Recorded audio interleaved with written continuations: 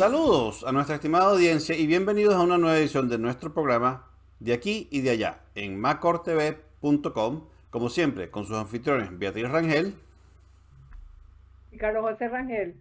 Hoy nuevamente dedicaremos una media hora de su tiempo o un poco más para conversar sobre sucesos, eventos y situaciones de gran impacto ocurridos la semana pasada aquí y allá. La semana pasada se cumplieron 100 días de la administración Biden y en los Estados Unidos se ha convertido en tradición evaluar los primeros 100 días de un presidente entrante para tomarle el pulso a la nueva administración.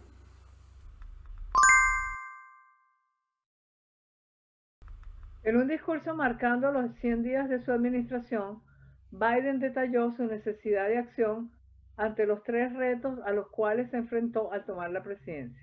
La peor crisis de salud en 100 años, la peor crisis económica desde la Gran Depresión del siglo pasado y la peor crisis institucional para los Estados Unidos desde la Guerra Civil.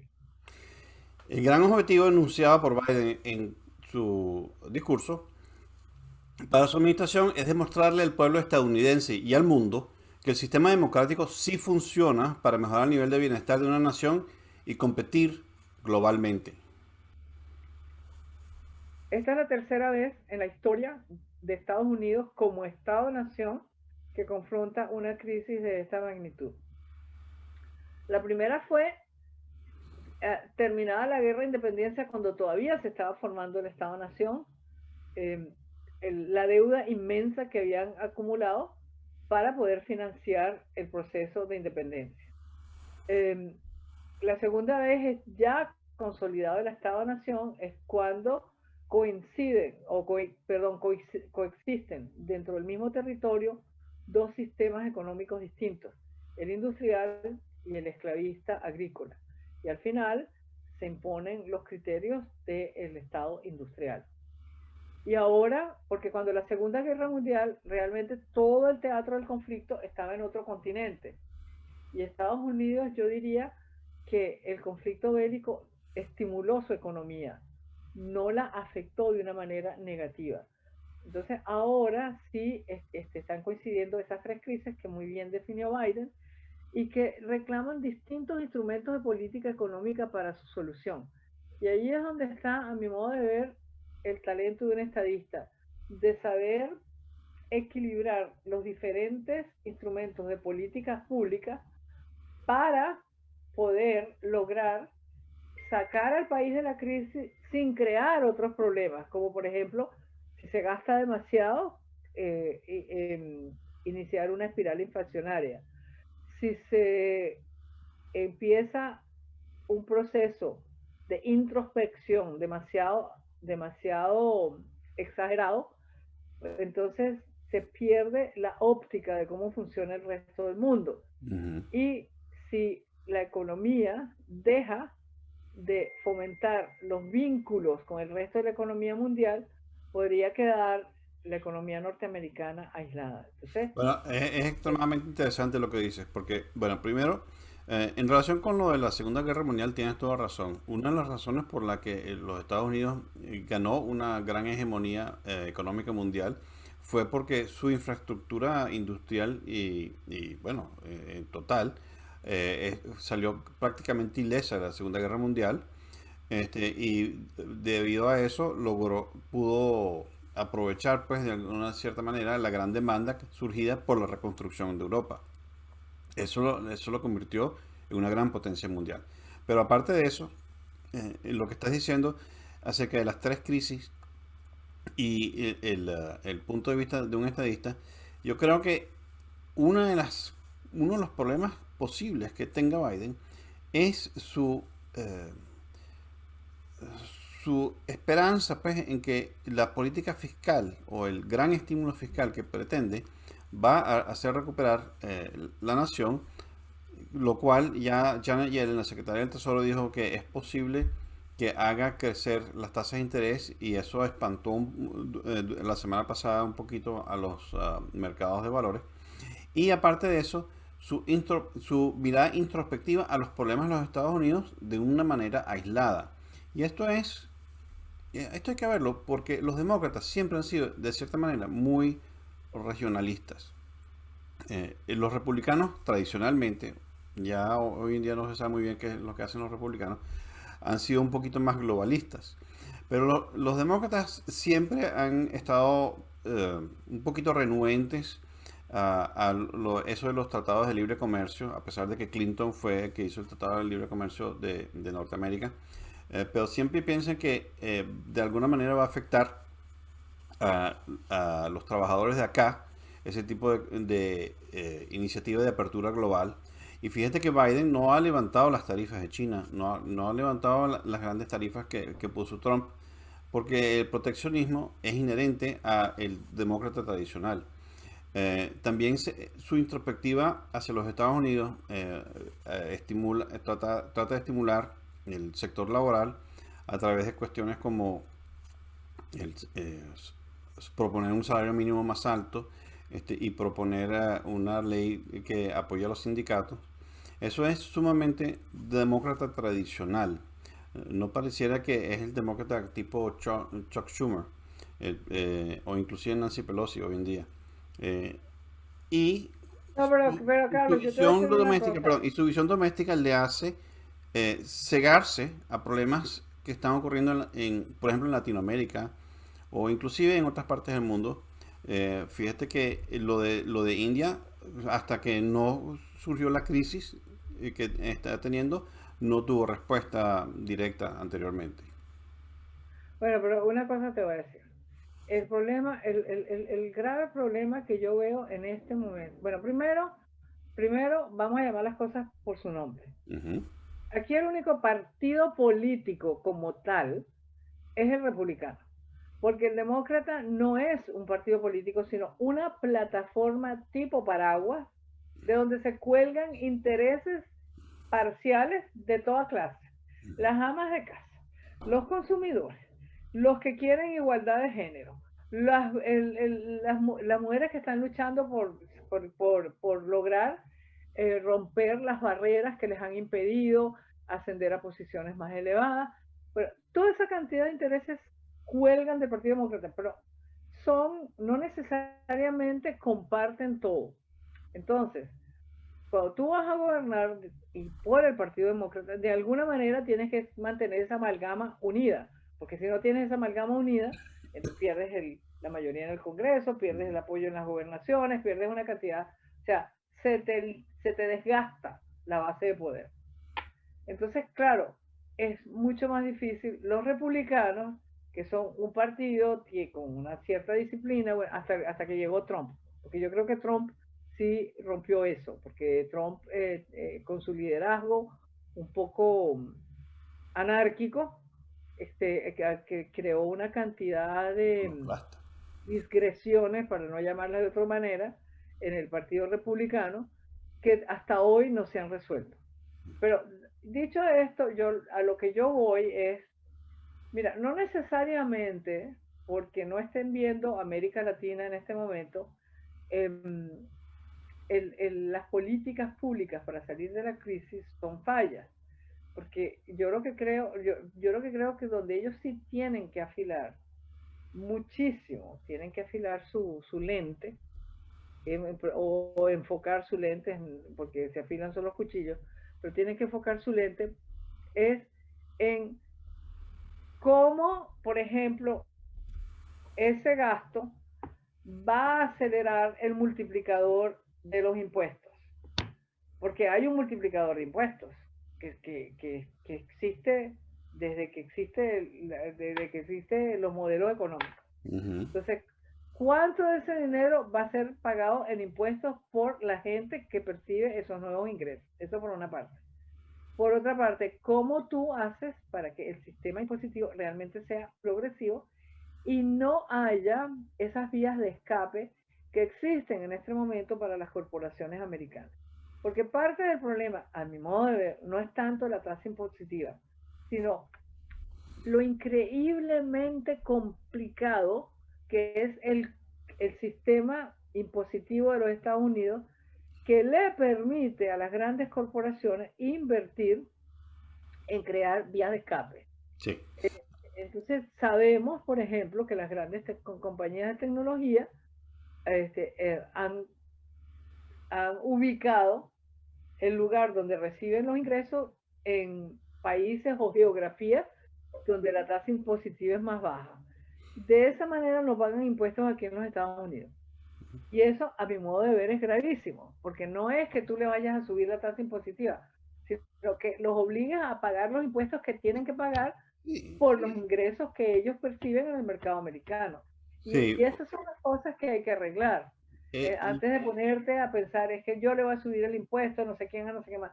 Tú tienes que entender cómo funciona eso que se llama el multiplicador a de mí me los llama la atención que, por ejemplo, creo que es en Suecia, ciertamente en varios países europeos, tú prácticamente para pagar el impuesto lo que tienes que hacer es llenar una ficha del tamaño postal anual, y eso es todo. Aquí la industria que existe para interpretar de alguna manera la compleja ley fiscal tributaria es impresionante. La cantidad de contadores, abogados, todo eso. O sea, es una industria verdaderamente bollante, que todos los días hay una nueva ley y sacan nuevas interpretaciones. Y uno como empresario, pequeño empresario como yo, está a las manos del contador para que de alguna manera haga una contabilidad que esté de acuerdo con la ley fiscal, que es tan compleja que verdaderamente que necesitas contratar abogados y contadores, y hay departamentos inmensos en las grandes corporaciones que se dedican a eso y que son verdaderamente parasitarias, pues, de lo que serían de lo que son las ganancias posibles de una empresa, que si el sistema tributario y fiscal fuese, la ley fiscal fuese muchísimo más simple. Tienes toda la razón. Sí, eso de Estados Unidos, esto de aquí a Estados Unidos es una cosa espantosa. Y además, quiero decir una cosa, esos códigos complejos, para lo único que sirven es para abaratar el costo de la evasión. Y mientras el costo de la evasión sea bajo, pues tú evades los impuestos. Ujú. Sí, bueno, no sé si te acuerdas, en la administración Obama, los republicanos, los líderes de Congreso republicanos y los líderes de Congreso demócratas se juntaron con la administración para tratar de hacer una gran reforma fiscal que iba a eliminar mucho de lo que llaman aquí los loopholes, los artificios legales que permiten que las empresas evadan impuestos. Y eso fue rechazado de una manera contundente por un republicano que se llamaba, ¿cómo que se llama? Eric Cantor, que era el segundo de a bordo del Congreso, bajo John Boehner, que sí estaba de acuerdo con eso, pero que le estaba tratando de cortar las patas a John Boehner para hacerse ¿cómo se llama? El Speaker of the House en ese momento. Entonces fue simplemente una jugada política del señor, y que verdaderamente echó para atrás una gran reforma fiscal que hubiese sido un gran avance, pues, en este país.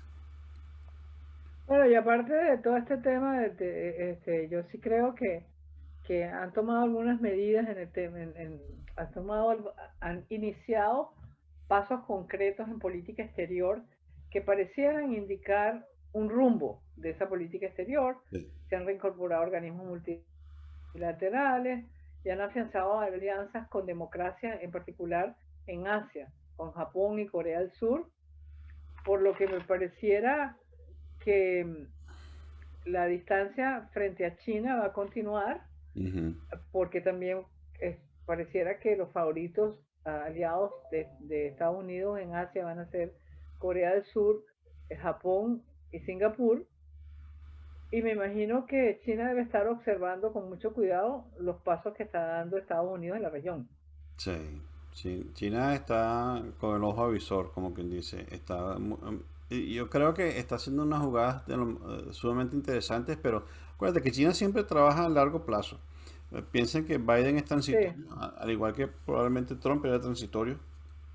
Entonces ellos tienen una visión a largo plazo al respecto, y por eso se enfocan mucho en Latinoamérica y en eh, ¿cómo se llama? En Australia, les está saliendo un poquito el tiro por la culata porque les ha sorprendido algunas cosas que estaban ocurriendo, que vamos a hablar un poquito más adelante, y que puede ser que sea una debilidad estructural de China que ellos ni siquiera se esperaban, tanto al punto que están eh, eh, censurándolo en los medios. Pero lo que me parece que se ha faltado en estos 100 días, en general, desde los Estados Unidos, es una visión coherente para la propia región de los Estados Unidos, es decir, las Américas. A menos que estén de alguna manera haciendo diplomacia secreta o algo así, eh, no pareciera que hubiese una visión coherente sobre Latinoamérica y el único interés que tienen es relacionado con el Triángulo del Norte por tener un importante componente doméstico, como decía anteriormente, que la visión es más doméstica que internacional en cierto sentido. Ese componente es la inmigración de los indocumentados. Sí, pero yo creo que lo del triángulo, yo creo sinceramente que este año, dado los retos que tiene esa administración de índole doméstico, como son el COVID y la reactivación de la economía, y por supuesto mantener a raya a China y a Rusia, que desde el punto de vista geopolítico es fundamental, yo creo que su política hacia América Latina la van a terminar de formular el año que viene. Este año va a ser el año del Triángulo Norte y por razones obvias, porque son la fuente de lanzamiento de toda esa cantidad de corrientes migratorias hacia los Estados Unidos y porque son sociedades donde ya el crimen organizado transnacional está haciendo estragos. Sí. Entonces, por ambas razones le van a poner muchísima atención en el Triángulo Norte y después el resto de América Latina. Yo no sé si con con el desarrollo de los acontecimientos como están viniendo en Perú y en Colombia, eso nos vaya a obligar a acelerar el proceso de formulación de una política integral para la región. Sí, pareciera Pero que el secretario de Estado Blinken ha dado a entender que están esperando la cumbre de las Américas que va a celebrarse aquí en Florida, creo que es, ¿no? Un poco más adelante, en noviembre o más allá, a finales de este año. Pero yo creo que, bueno, tú y yo estuvimos en una conferencia no sé nada ayer, pues, en relación con la defensa de la democracia aquí en las Américas. Y una de las cosas que se dio a entender es que las democracias parece ser que pensaran siempre que tienen tiempo, que a fin de cuentas es el mejor sistema que hay y la gente eventualmente se dará cuenta de eso. ¿No? Entonces, cuando se den cuenta de eso, entonces la democracia va a prevalecer. Pero en realidad no es así. Hay que tomar acciones directas. En este momento, lo que está ocurriendo en Colombia, por ejemplo, y el hecho de que los Estados Unidos no pareciera que ni siquiera se hubiese volteado la cara para allá, es sumamente alarmante. ¿Qué opinas tú?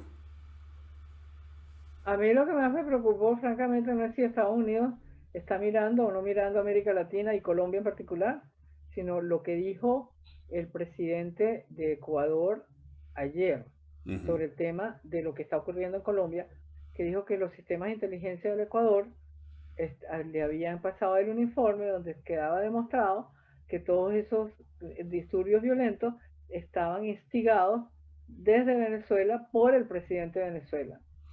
Entonces, esto quiere decir que ya Venezuela no solamente, o sea, que ese régimen penetrado por el narcotráfico y por el crimen organizado transnacional, que es el que existe en Venezuela, está ya empezando el proceso de conquista de otros países de la región y eso sí me preocupa bastante. Sí, lo que ocurrió en Colombia para nuestros radioescuchas y televidentes o YouTube videntes es bastante preocupante. El 15 de abril, el presidente introdujo en el Congreso una reforma tributaria que francamente, si uno ve los detalles, parece que es razonable. Y la reforma tributaria la pone, la sugiere o la propone debido a los problemas fiscales generados por el COVID, ¿no? Que ha hecho que, bueno, como todo país, tenga problemas. para los recursos. Él propone unos impuestos temporales para la gente más pudiente, propone una serie propone aumentar la base tributaria de lo que es hoy en día el 3% de la población económicamente activa a eventualmente el 18%, perdón, el 4% a eventualmente el 18%. Es o sea, el 18% de la población, es una población de Colombia, perdón, que representaría aproximadamente 3 millones de contribuyentes pagándole al fisco en una población de Colombia de 51 millones de habitantes. O sea, no pareciera totalmente descabellado. Propone también, a su vez, que parte de ese dinero... Hombre, Carlos, ¿qué va a ser descabellado? No, Lo que por pasa es que supuesto que los no es. Pero latinoamericanos, espérate, es que a eso voy, a eso voy. es que Fíjate, los latinoamericanos no pagan impuestos. Es el continente con mayor evasión de impuestos del mundo. Pero sí, están los informes de todos los organismos multilaterales financieros. sí, pero Entonces, el asunto está en que se interpreta públicamente a través de los medios de comunicación y lo voy a decir sin que me guste decirlo, las izquierdas, las intelectuales, interpretan eso como una afrenta a la clase media y a los pobres, cuando es todo lo contrario. Y eso es exactamente lo mismo que ocurrió, y tú lo sabes muy bien, en 1989 durante el Caracazo. Que pero Carlos, porque el es que nuevo... mira, primero tú los estás llamando de una manera incorrecta. Eso no es ninguna izquierda.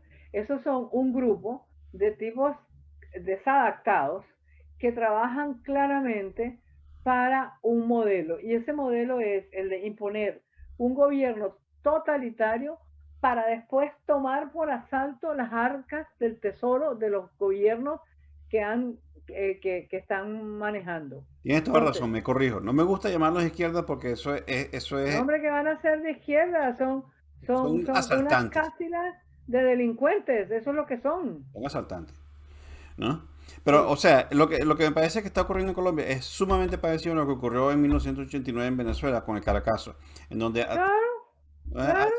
tratando de hacer reformas económicas que Mira, iban a llevar al país para adelante. una de las cosas que están, no, mira, una de las cosas que están súper demostradas en el estudio que se hizo para ir alineando el precio de la gasolina, no a los precios internacionales, sino a los precios que permitieran cubrir sus costos de producción, manejarle a PDVSA una ganancia, un margen del 5 al 8%. Eso era todo lo que se estaba haciendo. ¿Por qué? Porque todos los estudios demostraban que no había más una cosa más regresiva y algo que fuera más negativo para la gente pobre que el subsidio a la gasolina, porque tú estabas subsidiando, era la gente de la clase media para arriba que tenía los vehículos, le estabas regalando, y en cambio la gente pobre, que era la que tenía que circular en el transporte público, a esa no le estaba llegando con ese subsidio. No, Entonces, era preferible dejar el subsidio a la gasolina y agarrar esa plata y hacer transportes públicos que en lugar de partir de la premisa que estaban transportando burros, partieran de la premisa que estaban transportando gente y los llevaran a sus lugares de trabajo como Dios manda. Esa era lo que había por detrás, beneficiar a la gente más pobre que no tenía un buen transporte público. bueno, estoy de Pero acuerdo. ¿qué pasó? Estos delincuentes lograron convencer con una narrativa muy atractiva, porque eso hay que reconocérselo, que tienen mucho mejor y más atractiva narrativa, convencieron a los venezolanos de que era al revés. Bueno, lo que ha sucedido en Colombia es sumamente parecido a lo que ocurrió durante el Caracazo de 1989 en Venezuela. Y se ha demostrado que el Caracazo no fue, a pesar de la narrativa chavista, no fue un movimiento espontáneo. Hubo incitadores profesionales, inclusive, aparentemente, venidos de Cuba, ¿no? Con armas que habían transportado desde Cuba, con francotiradores que estaban matando policías en las estaciones de policía, Y eso fue planificado totalmente. Fue un desorden público que se convirtió en una señal para este grupo de maleantes que eventualmente se iban a apoderar del gobierno, eh, para utilizarlo como lema de represión, cuando en realidad fueron ellos los que le incitaron. Y eso me parece que es lo que está ocurriendo en Colombia. Hay mucha incitación por parte de elementos externos a las verdaderas reivindicaciones sociales que hacen falta. Si tú ves la reforma tributaria propuesta, una de las cosas que hace es tratar de prolongar lo que llaman el bono solidario. El bono solidario, que ahorita es temporal porque no existen los recursos y por ley no se puede. Tiene que ser parte del presupuesto. Una de las cosas que hacía la reforma tributaria es hacer el bono solidario para los pobres permanente. Una de las cosas que hace la reforma tributaria es que, a pesar de que se eleva el IVA los productos que caen bajo el IVA, no el IVA, sino los productos que caen en el IVA, del 39% de la cesta básica al 44%, el 43% de la cesta básica, es el número de productos, instituyen una restitución del IVA a los sectores D y E, de modo tal de que ellos prácticamente no pagan IVA. O sea, pagan son los sectores más económicos más pudientes. O sea, hay toda una ingeniería social ahí incluida dentro de esa reforma tributaria que los incitadores de la violencia rechazan porque por una situación muy sencilla. En la reforma tributaria se había propuesto en un momento dado que las empresas pagaran más impuestos. Y el ministro de Hacienda, el Ministerio de Hacienda, dijo que no era un buen momento para aumentar las tasas impositivas a las personas jurídicas porque ellas han sido sumamente afectadas por el COVID debido a todos los cierres y las trancas, y que este no era el momento de hacer eso. Entonces, los opositores a la reforma tributaria dicen no, que esto es una entrega a los sectores privados y pudientes, cuando es todo lo contrario, me parece a mí. Me parece que Bueno, vamos a seguir viendo cómo evoluciona la crisis en Colombia, pero evidentemente ahí hay un descontento. Bueno, descontento popular hay en toda la región que va al sur del Río Bravo, porque hay montones de mexicanos que están en completo desacuerdo con lo que está haciendo el señor AMLO. Hay montones de centroamericanos que no están de acuerdo con lo que están haciendo su gobierno. Se salva Alvarado en Costa Rica, creo, y Nito Cortizo en Panamá. Pero, y el presidente de Ecuador, Lenín Moreno, que es un tipo admirado por la manera como ha conducido los asuntos, la política económica, pero sobre todo la transición democrática que ha hecho. Pero en Brasil hay un descontento horrendo con Bolsonaro y pareciera como que si la solución a este descontento es un enfrentamiento político electoral con Lula que va a ser Luis Bolsonaro, sí. Claro, que a mí me parece que es echar para atrás, porque francamente Lula representa exactamente lo contrario que lo que puede ser el desarrollo de Brasil. Yo no estoy diciendo que Bolsonaro sea un gran estadista, creo que no lo es, pero no creo que Lula sea mejor que Bolsonaro. En síntesis, la selección para los brasileños es una selección realmente caótica. Pero quiero regresar un momentito a la conferencia. Los argentinos no están contentos con la Kirchner y Alberto Fernández. Hay descontento en Chile con el presidente Piñera. Y en Perú aparentemente va a ganar este señor que representa las ideologías, si es que se puede decir eso, y los movimientos que han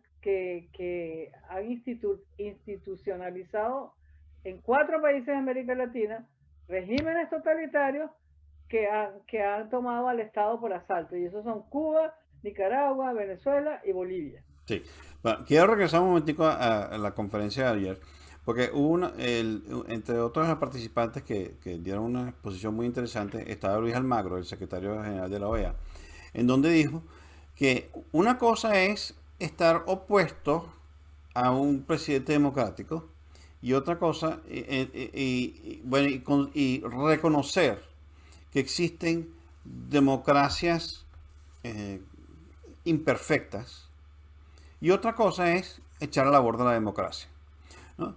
Que es muy distinto decir, caramba, me opongo al presidente por tal y cuales razones, pero voy a seguir apoyando la democracia, que otra que decir, caramba, la democracia no sirve.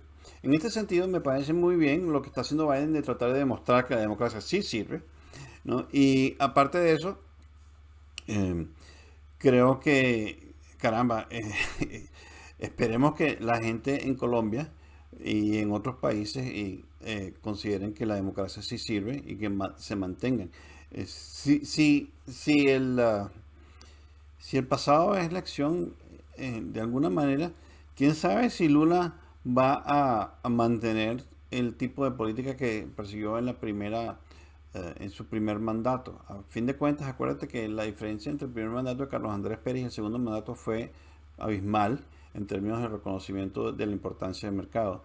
La diferencia entre Correa y Moreno también fue fundamental, a pesar de que Moreno supuestamente era partidario de Correa. Podemos pensar que la democracia tiene capacidad de renovación y capacidad de transformación.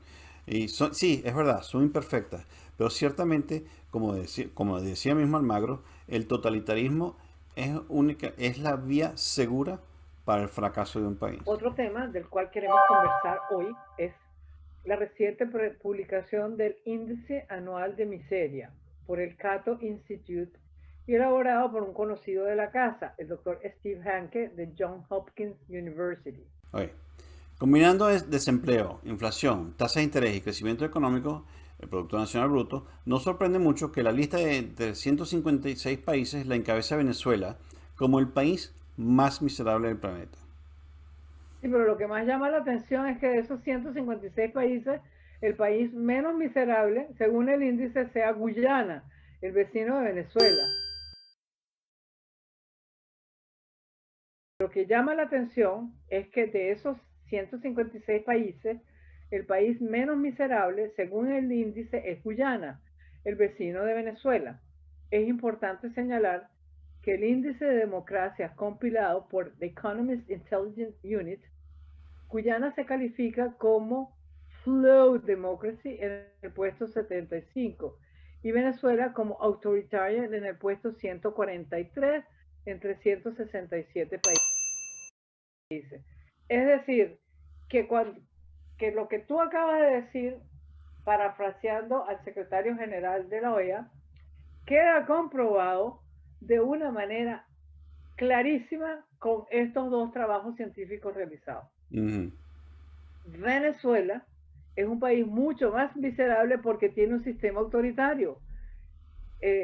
Guyana está empezando un proceso de desarrollo, o por lo menos lo mantiene el desarrollo bueno, malo, regular, bonito o feo que tenía, porque mantiene su democracia, aunque una democracia imperfecta.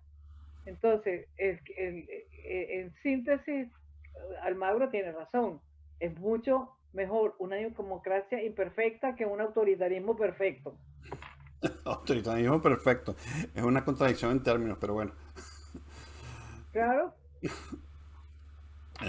Bueno, o sea, lo que me llama la atención de Guyana, por supuesto, es que ahorita están en plena bonanza y esperemos que tengan, eh, bueno, se acojan a las lecciones que nos ha dado el mundo entero desde lo que llaman la enfermedad holandesa a cuenta de Holanda, lo que ocurrió en Venezuela y todo ese tipo de cosas y mantengan una...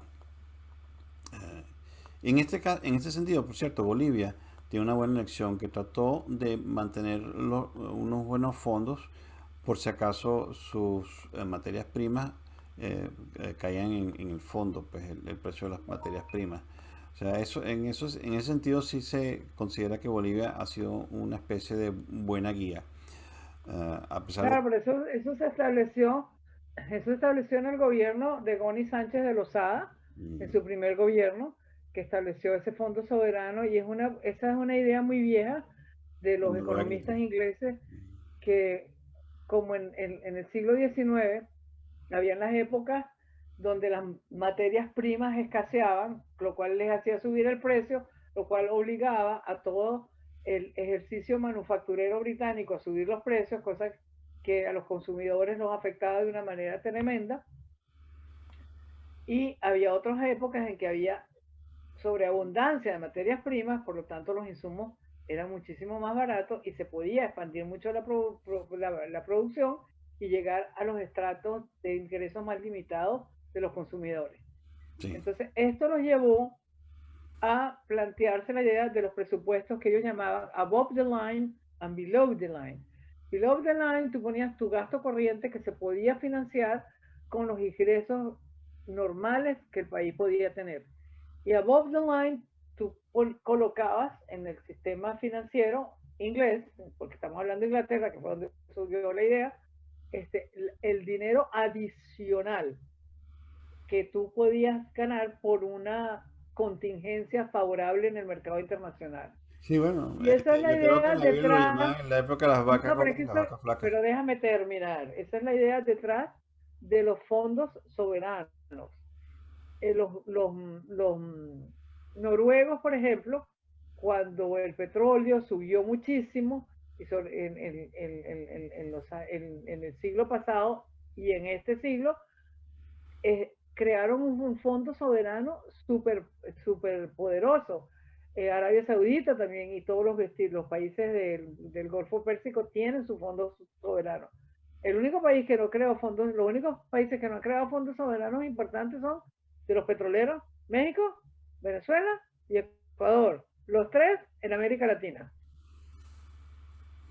Bueno, esperemos que Guyana tenga un libro de historia. Yo creo que Guyana tiene muchísimas más probabilidades porque es una población como con bastante más sistemas que nosotros, y creo que como ellos han sido la niña pobre del continente, ellos con Surinam, ¿sabes? De Sudamérica, les ha tocado ser la niña pobre, la niña fea, ahora van a demostrar que que pueden lograr la estabilidad política y el crecimiento económico, que es lo que el resto de los países no Por han cierto, que logrado. lo más Me reciente gusta mucho el primer ministro, porque el primer ministro es un tipo súper bien preparado y está creando políticas públicas que permiten formar ciudadanos, porque uno de los problemas que tiene América Latina es que tiene repúblicas sin ciudadanos.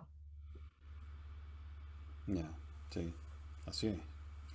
Así es, lamentablemente. La gente no entiende lo que es ser ciudadano. Bueno, vámonos para el resto del mundo, porque ya América Latina creo que la hemos repasado al revés y al derecho. Sí.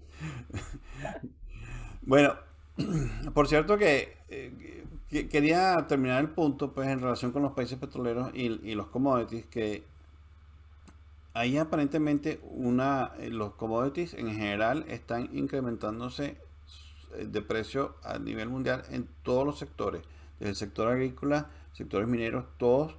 Aparentemente, no sé si será por cuestión de los problemas de cadena de suministro creados por el COVID o simplemente por un incremento de la demanda, pero están incrementando el precio de los commodities por todos lados y eso lo vamos a ver prontamente, como decía Janet Yellen, en una probable inflación coyuntural, no estructural, pero que posiblemente haga crecer las tasas de interés. Sí. Como tú dices, hablando del resto del mundo, creo que queremos hablar un poquito de China, ¿no? Sí, claro. China recalcó su autoritarismo, al mismo tiempo que nos enteramos de una posible debilidad china. En el Financial Times, el censo chino del 2020 pareciera indicar un descenso en su población, culminando su creciente tendencia hacia la reducción. Pero rápidamente el gobierno chino desmintió la noticia en un tuit y en la página oficial de la Oficina del Censo. Todavía, sin embargo, no está clara la información. Las consecuencias de un declive en la población china son políticas y económicas y reiteran la importancia del crecimiento poblacional de un país para avanzar su economía. Mira, lo que pasa, Carlos, es que los chinos, por eso es que uno no se puede, cuando tú tienes responsabilidad de conducción de un país, no puedes tomar el atajo que yo llamo de aprendiz de brujo. Los chinos, cuando la población crecía, estaba creciendo demasiado a juicio de los dirigentes del Partido Comunista Chino en ese momento, decidieron imponer, pero a sangre y fuego, una política de un solo hijo Sí. por, por pareja. Bueno, por pareja, sí. Entonces, claro, se pasaron casi un decenio haciendo eso, pues lógico que la población se les va a reducir. Pero hoy en día yo pienso que cuando con una población como la China, donde ellos sí es verdad que han logrado expandir un sistema educativo que está volcado hacia la producción y han logrado un proceso de urbanización realmente rápido, o sea, casi que fulminante el proceso de urbanización de los chinos. Esas dos cosas te hacen pensar que no es la cantidad de gente, sino la calidad de la gente. Y yo creo que ellos, la población que tienen ahorita, aun cuando sea menos, es de muchísimo mayor calidad que la población que tenían hace 20, 30 o 50 años. Entonces, eso es lo que le da competitividad a las naciones. Si tú tienes un ejército de gente famélica, analfabeta y además de todo, completamente sojuzgada, esa población no te va a servir mucho para que seas competitivo en el mundo, ¿sabes? Entonces, Sí, entiendo lo que dices, por supuesto. Todo va en conjunto, pero ciertamente el hecho de que la fuerza laboral se vaya disminuyendo no, afecta la productividad. Es más, están rehaciendo las metas de productividad de China justamente porque piensan que va a haber menos gente dentro de la fuerza laboral a cuenta de que, bueno, se están poniendo viejos. Eh, el, ah, el- la existencia de una fuerza laboral en un país, desde la mano de obra no calificada hasta la mano de obra experta, es importante en su escala. Si no tienes una política que de alguna manera abarque todo el mundo, como tú estás diciendo para la China, estoy de acuerdo que vas a disminuir tu capacidad productiva. sí, El- Aquí en los Estados Unidos hay unos problemas que están ocurriendo, que quisiera hablar un poquito más acerca de eso, pero uno de los grandes problemas de Venezuela, por ejemplo, es la despoblación que está ocurriendo. Fíjate que en los años 50 la inmigración positiva de mano de obra relativamente barata y no calificada, obreros de todo tipo, desde Europa, pero y también de gente más calificada, impulsó el desarrollo económico de Venezuela y inclusive pues el desarrollo de la democracia en Venezuela. perdóname, Carlos, a mí no me parece que eran gente no calificada, No, había mucha porque gente no mal que calificada. bien, perdóname, mal que bien, los tipos, los portugueses que llegaron a Venezuela, los italianos que llegaron a Venezuela, los gallegos que llegaron a Venezuela, eran gente que sabía cultivar el campo muchísimo mejor que los venezolanos. Entonces ellos hicieron una contribución impresionante al crecimiento de nuestro Sí, Producto pero Interno típicamente Bruto. no lo llamarías mano de obra calificada. O sea, no eran ingenieros, no eran ese tipo de gente. En los 70 la inmigración del Cono Sur, que sí era de profesionales de alto nivel, también ayudó a impulsar el desarrollo económico de Venezuela. Pero toda esa inmigración ayudó el crecimiento de población de Venezuela a desarrollarla. Y ahora tenemos una despoblación de Venezuela, tanto de su no calificada como de su calificada, que va a ser un gran problema eventual para el desarrollo de Venezuela. Aquí en los Estados No, Unidos, claro. perdón, dime. Pero es que mira, Venezuela está exánime. O sea, Venezuela no tiene ya, han expoliado sus recursos naturales, han Ujú. expoliado sus recursos financieros, han expoliado sus recursos humanos. ¿Qué más hay que expoliar? El espacio sideral. Sí. Ay, ay, ay. Bueno, No, no. Pero yo sí creo que, mira, yo sí creo que la calidad, si tú tienes, o sea, si tú tienes 10 empleados que producen 100 cosas cada uno al día, eso es mucho mejor que tener 20 empleados que no te producen sino 4. Claro. Ah, y yo creo que eso es lo que pasa con los chinos, que es muy difícil, tengan o no tengan, o sea, se reduzca su mano de obra. Ellos tienen una capacidad de producción, cada uno de esos seres humanos que entran en una fábrica, que hace muy difícil competir con ellos. Bueno, pero, perdón, la matemática es igual si tienes 10 o si tienes 100 para el factor chino. El problema es que si en vez de tener 100 empiezas a tener 90 y empiezas a tener 80 y empiezas a tener 70, entonces no importa la productividad que tengas, vas a producir menos, vas a tener menor capacidad de producir. A pesar de que, yo sé, son mucho más productivos que los de otro país, pero si tienes menos, van a producir menos. Esa es la matemática O sea, fundamental. a mí me parece que con la aplicación de los métodos esos tecnológicos de Internet of Things, de inteligencia artificial y todo ese rollo, los chinos van a volverse súper productivos, la verdad. Bueno, claro, esa es la apuesta, pero de esa misma manera muchos otros países. O sea, el recurso humano dentro de un país, el recurso humano productivo dentro de un país es un activo fundamental. Y los chinos lo reconocen hasta tal punto que trataron de censurar la noticia de que había un descenso en la población. Porque ellos saben que eso es políticamente es negativo porque hace pensar que, caramba, esta gente no sabe exactamente lo que está haciendo y se equivocó. Y económicamente también es un problema a futuro. Ciertamente la India, que yo sé es menos productiva que la China, va a sobrepasar en su fuerza laboral a la China en apenas 5 años. Sí, Entonces, bueno, pero yo te voy a decir una cosa. ¿Tú has ido para la India? no, yo sé que tú sí. Bueno, no. Es que yo te voy a decir una cosa. Los indios pueden ser 3.000 millones, pero son una gente paupérrima. O Sí. sea, tú en China no ves esa pobreza horrorosa que hay en la India. Entonces, no importa cuántos son, cuánto pueden consumir, cuánto pueden gastar. Ahí no sé qué decirte, Beatriz, porque la gente, los turistas iban a Cuba y no veían pobreza tampoco. O sea, si tú vas a un país totalitario no necesariamente ves pobreza. Es decir, la gente iba a Rusia y se admiraba las estaciones de metro. O sea, no te voy a Bueno, decir, yo sé que la yo sí China te voy a decir una el cosa. nivel de Yo ingreso fui a es Cuba mayor. y yo vi gente pidiendo limosna en Cuba. O sea, a mí que no me vengan a decir que no sé lo que es un gobierno totalitario. Hay pobres en un gobierno totalitario y piden limosna. Ujú. En Moscú, las veces que estuve, era demasiado corto tiempo y una agenda demasiado complicada como para poder observar la dinámica de la población. Igual en China.